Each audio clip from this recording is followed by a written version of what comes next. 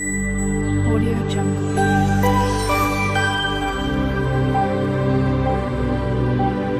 Audio Jungle. Hi friends, இன்றைக்கி விஜிஸ் கிச்சனில் என்ன பார்க்க போகிறோன்னா, ஒரு ஹெல்தியான பொடி ரெசிபி தான் பார்க்க போகிறோம். இட்லி பொடி தான் பார்க்க போகிறோம். கருப்பு உளுந்தில் இட்லி பொடி ரெசிபி தான் பார்க்க போகிறோம். நம்ம எப்படி செய்யலான்னு பார்க்கலாம் வாங்க. 1 கப் கருப்பு உளுந்து, 1 கப் கடலைப்பருப்பு, 1 கப் கருவேப்பிலை, ஒரு 15 பல் பூண்டு, தேவையான அளவு உப்பு, பெருங்காயத்தூள், வரமிளகாய் எல்லாம் நம்ம சேர்த்துக்கலாம். இதில் நீங்கள் எள்ளு சேர்த்து அரைச்சாலும் அரைக்கலாம், வேர்க்கடலை எது வேணால் சேர்த்து அரைக்கலாம். நான் அதெல்லாம் சேர்க்கல, சிம்பிளாக என்னோடய ஸ்டைலில் இப்படி அரைக்கிறேன். ஃபஸ்ட்டு ஒரு கடாய் வச்சுக்கலாம். கடாய் ஹீட் ஆனதும் கருப்புளுந்து 1 கப் போட்டு நல்லா நம்ம வாசம் அளவுக்கு வறுத்துக்கலாம். வறுத்து எடுத்துகிட்டு வந்துடலாம். நல்லா கைவிடாமல் நல்லா கிண்டி விட்டுக்கலாம். நல்லா உளுந்து நல்லா வாசனை வர அளவுக்கு வறுத்துக்கலாம். கருப்பு உளுந்து ரொம்பவும் ஹெல்தி. வெள்ளை உளுந்துலேயும் பண்ணுறதுனால பண்ணலாம், ஆனால் கருப்பு உளுந்தில் பண்ணால் ரொம்ப ஹெல்தி, ரொம்ப டேஸ்ட்டும் நல்லாயிருக்கும். நம்ம வாசம் வர அளவுக்கு நல்லா வறுத்து எடுத்துகிட்டு வந்துடலாம். வறுத்துட்டு வேற ஒரு பிளேட்டுக்கு நம்ம மாற்றிடலாம். வேற ஒரு பிளேட்டுக்கு மாற்றி ஆற வச்சிடலாம். இப்போ அதே கடாயில் நம்ம கடலைப்பருப்பு சேர்த்து வறுத்துடலாம். நல்லா வாசனை வர அளவுக்கு வறுத்துடலாம்.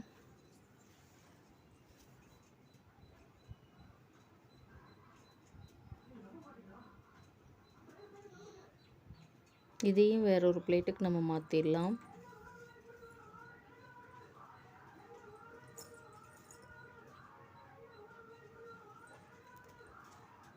வேற ஒரு பிளேட்டுக்கு மாற்றினதுக்கப்புறம் கருவேப்பிலையும் நம்ம வறுத்து எடுத்துகிட்டு வந்துடலாம்.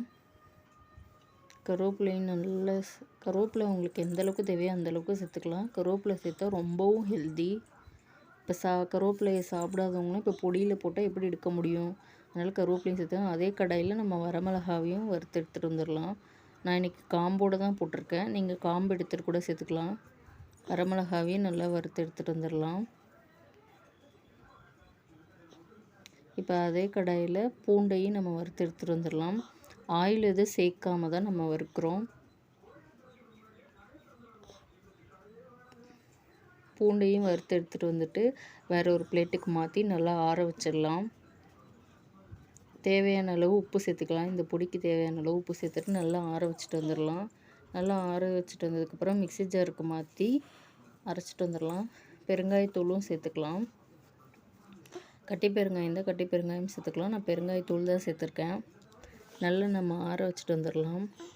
ஆற வச்சுட்டு மிக்ஸி ஜாருக்கு மாற்றி நம்ம நைஸாக அரைக்காமல் கொரகொரப்பாக அரைச்சி எடுத்துகிட்டு வந்துடலாம்.